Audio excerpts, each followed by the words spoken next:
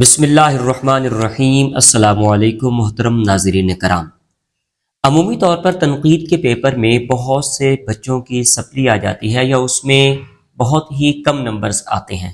اس کی بیسک وجہ جو ہوتی ہے وہ یہ ہوتی ہے کہ جو بیسک سوالات آپ سے پوچھے جاتے ہیں اس کے اکارڈنگلی وہاں پر آپ جواب نہیں لکھتے۔ تو آج ان تمام مسائل کا حل ہم لے کر آئے ہیں اور ایک ایک کر کے ہم نے آپ کے سوالات کو تیار کروانا ہے، ان کے جواب کو تیار کروانا ہے، تاکہ ان سوالوں اور جوابوں کے ساتھ آپ وہاں پر جا کر آسانی کے ساتھ اپنے پیپر کو حل کر کے 100% نمبر کا حصول یقینی بنا سکیں۔ بسم اللہ پڑھتے ہیں اور اپنے لیکچر کو شروع کرتے ہیں۔ تو یہ بات ذہن نشین رہے کہ اس چینل پر ہم نے پہلے بھی متعدد لیکچرز آج سے 4 سال پہلے اپلوڈ کیے ہوئے تھے۔ ہمارا چینل جو ہے وہ ڈیلیٹ ہو چکا ہوا ہے۔ اب یہ ہے کہ ہم نے اس چینل کو دوبارہ بنا کر ان تمام چیزوں کو آپ کے سماعتوں کی گوش گزار کرنے کی بھرپور کوشش کر رہے ہیں۔ آپ کا رائٹ اور فرض یہ ہوگا کہ آپ ہمارے اس چینل کو سبسکرائب کر کے نیچے کمنٹ سیکشن میں اپنی قیمتی رائے سے بھی ضرور آگاہ کیجیے گا، اور لیکچر پسند آنے کی صورت میں ہر صورت میں اس کو لائک کرنا اپنا فرض منصبی سمجھیے گا۔ بسم اللہ پڑھتے ہیں۔ تو سوال نمبر 1 جو ہے وہ ہے نقاد کے فرائض اور لوازمات بیان کریں۔ اب نقاد کے فرائض اور لوازمات کون کون سے ہوتے ہیں؟ یہ تنقید کے پیپر میں یہ ایک سوال اس ٹائٹل میں آپ سے پوچھا جا سکتا ہے۔ اب نقاد، پہلی بات تو یہ ہے کہ آپ نے تنقید کے حوالے سے اس کا معنی تلاش کرنا ہے، ٹھیک ہے۔ نقاد، جو تنقید کرنے والا بندہ جو ہوتا ہے یہ فاعل ہے، جو تنقید کرنے والا ہوتا ہے اس کو نقاد بولتے ہیں۔ تو نقاد کے فرائض کون کون سے ہوتے ہیں اور اس کے لوازمات کون کون سے ہوتے ہیں؟ اب اس کا جواب جب آپ نے لکھنا ہے تو آپ نے سب سے پہلے ہیڈنگ دینی ہے کہ نقاد کے فرائض اور لوازمات۔ یہ آپ نے بلو مارکر کے ساتھ بولڈ کر کے آپ نے یہ لکھ لیا۔ اب نیچے آپ نے لکھنا ہے کہ ایک نقاد کے فرائض اور لوازمات درج ذیل ہیں۔ کون کون سے؟ آپ نے نمبرز دینے ہیں۔ پہلا ہے بلند علمی سطح۔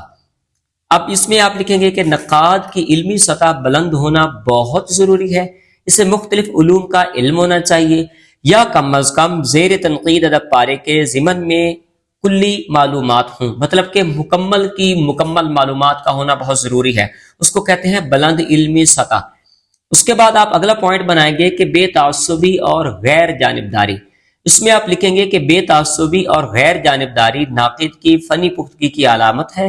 ناقد کو چاہیے کہ وہ عدل سے کام لے اور جذبات سے بالا تر ہو کر بے لاگ تجزیہ کے بعد کسی فن پارے پر اپنی رائے کا اظہار کرے۔ اس کے بعد آپ آ جائیں تیسرے پوائنٹ میں۔ تو تیسرا پوائنٹ ہے وہ آپ کا کہ ذاتیات سے گریز۔ ناقد کا فرض ہے کہ وہ ذاتیات اور پسند اور ناپسند کو بالائے طاق رکھ کر، مطلب ہے کہ ایک طرف رکھ کر فن پارے کو تنقید کے اصول اور معیار پر پرکھے۔ چوتھا پوائنٹ ہے وسیع النظری۔ ایک اچھے ناقد میں گہرے مطالعہ، وسعت نظر اور دماغ، قدیم اور جدید نظریات سے آگاہی، قلبی لگاؤ، ذہنی لطافت اور اعلیٰ ناشر کی صلاحیتوں کا ہونا بہت ضروری ہوتا ہے۔ پانچواں پوائنٹ آپ اس کا بنائیں گے کہ زیر تنقید مواد کا گہرا مطالعہ۔ اب اس میں آپ لکھیں گے کہ نقاد کے لیے لازم ہے کہ وہ جس فن پارے پر تنقید کرنے جا رہا ہے وہ اس کا عمق نظری سے پہلے مطالعہ کرے، عمیق نظری سے، یہ لفظ عمیق ہے، عمیق نظری سے پہلے مطالعہ کرے، پھر اس کے حسن و قبح کی ایک فہرست تیار کرے اور پھر ان کا علیحدہ تجزیہ کرے۔ اس کا تجزیاتی انداز سائنٹیفک ہونا چاہیے۔ افراط و تفریط سے گریز۔ چونکہ تنقید جو ہے یہ تخلیق کا ایک حصہ ہے، اس لیے نقاد کو کسی فن پارے کے حسن و قبح کے دونوں پہلوؤں کا جائزہ اور مناسب جائزہ لینا چاہیے اور افراط و تفریط سے گریز کرنا چاہیے۔ ہمدردی۔ اس کے بعد آپ اگلا پوائنٹ بنائیں گے کہ تنقید کی بنیاد محبت پر ہونی چاہیے اور نقاد کو ہمدرد کا رول ادا کرنا چاہیے۔ اس میں ہمدردی کا جذبہ ہونا چاہیے، درس و ہدایت اور اصلاح و درستی کا رویہ اپنانا چاہیے۔ بقول لانجائنس۔ ادب قدیم ہو یا جدید، نقاد کے لیے مصنف کے نئے خیالات کا تجزیہ اور مضمون اسلوب اور حیت اور مواد کی جانچ پرکھ ضروری ہے۔ اگر قدیم ہے تو قدیم کو سمجھنے کی کوشش کرنی چاہیے، اگر جدید ہے تو یہ دریافت کرنے کی ضرورت ہے کہ اس میں اتنی تیزی اور شدت کہاں سے آئی ہے۔ بقول ایچ زیڈ۔ اس کا دماغ بیک وقت عملی اور فلسفیانہ ہو، جس میں تخیلی اور تحلیلی دونوں صلاحیتیں موجود ہونا ضروری ہوتی ہیں۔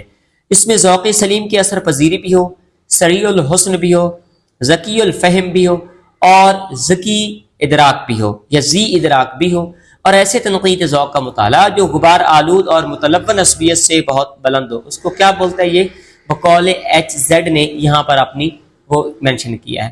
فن پارے کی قدر و قیمت کا تعین، نقاد کا فرض ہے کہ وہ اعتدال کا راستہ اختیار کرتے ہوئے فن پارے کی قدر و قیمت کا تعین کرے۔